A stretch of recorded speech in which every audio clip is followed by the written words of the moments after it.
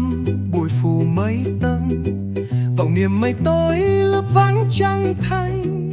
Tính ra cơn mộng trần gian, bừng nghe hơi thở nhuần tan khổ sầu.